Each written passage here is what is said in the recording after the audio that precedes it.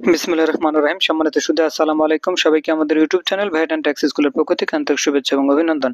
সম্মানিত সুধী, আজকের ভিডিওতে অনেক গুরুত্বপূর্ণ তথ্য শেয়ার করতে যাচ্ছি। সেটা হলো অনলাইনে আয়কর রিটার্ন জমা বাধ্যতামূলক কাদের জন্য, অফলাইনে বা ম্যানুয়াল রিটার্ন বা কাগজের রিটার্ন আয়কর অফিসে গিয়ে জমা দেওয়া যাবে কিনা তার এ টু জেডই আমরা শেয়ার করার চেষ্টা করব, বা কাদের জন্য বাধ্যতামূলক এবং কারা অফলাইনে জমা দিতে পারবে তার এ টু জেডই শেয়ার করার চেষ্টা করব। তাই ভিডিওটি না টেনে শুরু থেকে শেষ পর্যন্ত দেখুন।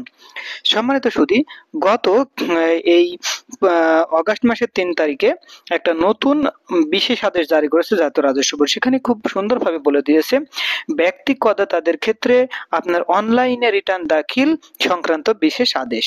সেখানে কি বলা রয়েছে যে আয়কর আইন 2023 এর ধারা 328 এর উপধারা 4 এ প্রদত্ত ক্ষমতা বলে জাতীয় রাজস্ব বোর্ড এই আদেশ দ্বারা 2025 সালের 4 অগাস্ট তারিখ হইতে 2025-26 কর বর্ষের জন্য নিম্নোক্ত ক্ষেত্র ব্যতীত সকল স্বাভাবিক ব্যক্তি করদাতার অনলাইনে আয়কর রিটার্ন দাখিল বাধ্যতামূলক করিল। তাহলে নিম্নলিখিত ক্ষেত্র ব্যতীত কি কি ক্ষেত্র? ক হলো 65 বছর বা তদূর্ধ্ব বয়সের প্রবীণ করদাতাগণ, এদের জন্য অনলাইন আয়কর রিটার্ন জমা বাধ্যতামূলক নয়।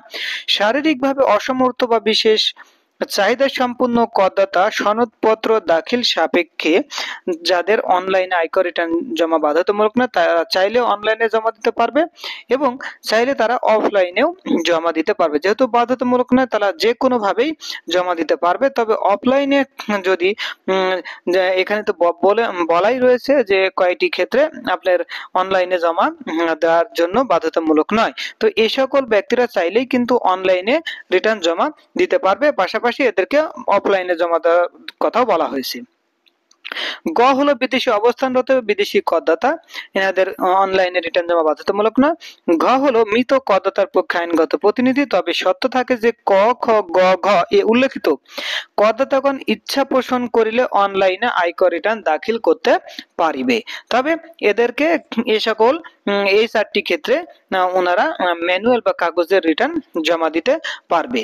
আচ্ছা, তাহলে এরপরে 2, ই রিটার্ন সিস্টেমে নিবন্ধন সংক্রান্ত সমস্যার কারণে উপরে উল্লেখিত করদাতাগণ ব্যতীত অন্য কোনো স্বাভাবিক বা অন্য যে কোনো স্বাভাবিক ব্যক্তি করদাতা অনলাইনে আয়কর রিটার্ন দাখিলে সমর্থ না হলে 31 অক্টোবর 2025 খ্রিস্টাব্দ তারিখের মধ্যে সংশ্লিষ্ট উপকর কমিশনারের নিকট সুনির্দিষ্ট যৌক্তিকতা সহ আবেদন করিলে সংশ্লিষ্ট অতিরিক্ত বা যুগ্ম কর কমিশনারের অনুমোদন ক্রমে উক্ত করদাতা পেপার রিটার্ন দাখিল করতে পারবে।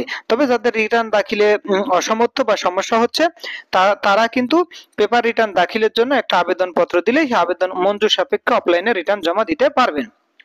আচ্ছা, এখন এই অনলাইন এবং অফলাইনে যে রিটার্ন, এই রিটার্ন সংক্রান্ত একটা জাতীয় রাজস্ব বোর্ডের একটা প্রেস রিলিজ রয়েছে। সেই প্রেস রিলিজটাও অগস্ট মাসের 3 তারিখে, সেখানেও কিন্তু বলা রয়েছে সারা দেশের সকল ব্যক্তি করদাতাদের অনলাইনে আয়কর রিটার্ন দাখিল বাধ্যতামূলক করেছে জাতীয় রাজস্ব বোর্ড। কি বলছে? জাতীয় রাজস্ব বোর্ড কর্তৃক এক বিশেষ আদেশ জারির মাধ্যমে 65 বছর বা তদূর্ধ্ব বয়সের প্রবীণ করদাতা সনদপত্র দাখিল সাপেক্ষে শারীরিকভাবে অসমর্থ বা বিশেষ চাহিদা সম্পন্ন করদাতা, বিদেশে অবস্থানরত বাংলাদেশি করদাতা অথবা মৃত করদাতার পক্ষে আইনগত প্রতিনিধি ব্যতীত সারা দেশের সকল ব্যক্তি শ্রেণীর করদাতা অনলাইনে আয়কর রিটার্ন দাখিল বাধ্যতামূলক করা হয়েছে। অগাস্ট 4, 2025 তারিখ হতে সকল ব্যক্তি করদাতাগণ 25-26 কর বর্ষের আয়কর রিটার্ন অনলাইনে দাখিল করতে পারবেন, অর্থাৎ www.etaxnbr.gov.bd ব্যবহার করে।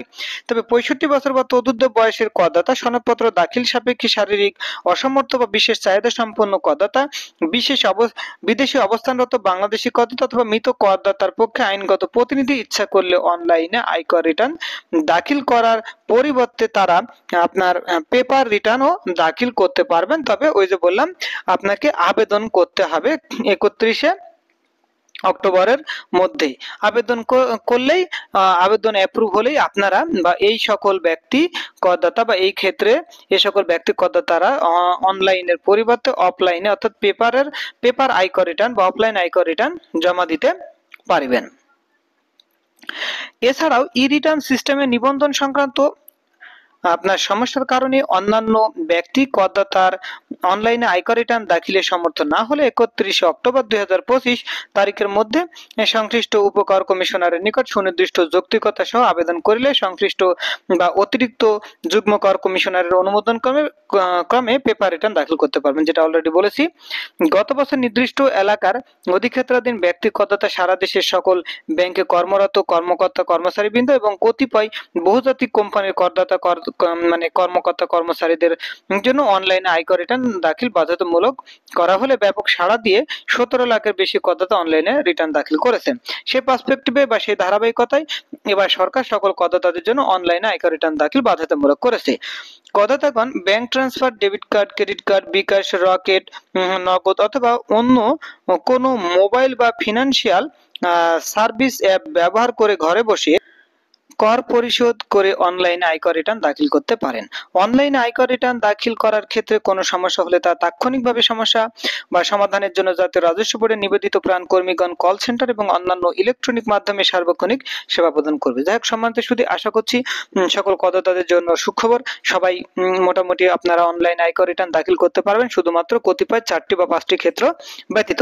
যাক সম্মানিত শুধু আশা করছি ভিডিওটি দেখে উপকৃত হবেন এবং আমাদের একমাত্র চ্যানেল যেটা প্রতিনিয়ত জাতীয় রাজস্ব বোর্ডের tax, VAT, customs, trade licence, আরজিএসটি সংক্রান্ত সকল আপডেটেড তথ্য শেয়ার করা হয়ে থাকে। যারা এখন আমার চ্যানেলটিকে সাবস্ক্রাইব করেনি তারা অবশ্যই চ্যানেলটিকে সাবস্ক্রাইব করে বেল আইকনটা অন করে নেবেন, যাতে নতুন নতুন ভিডিও নোটিফিকেশন আপনারা আপনার চ্যানেলের মাধ্যমে পেতে পারেন। এবং সম্মানিত শুধু আরো রিকোয়েস্ট করব, যদি ভিডিওটি আপনার এতটুকু পরিমাণ উপকারে এসে থাকে অবশ্যই অবশ্যই আমার ভিডিওটি শেয়ার করে দিবেন, শেয়ার করে দিয়ে অন্যকে দেখার সুযোগ করে দিবেন, যেন তারাও উপকৃত হতে পারে। আপনি যেমন উপকৃত হচ্ছেন তারাও যেন উপকৃত হতে পারে। দেখ সম্বন্ধে শুধু আজকে এ পর্যন্তই। সবাই ভালো থাকবেন, সুস্থ থাকবেন। দেখা হবে পরের ভিডিওতে। আসসালামু আলাইকুম।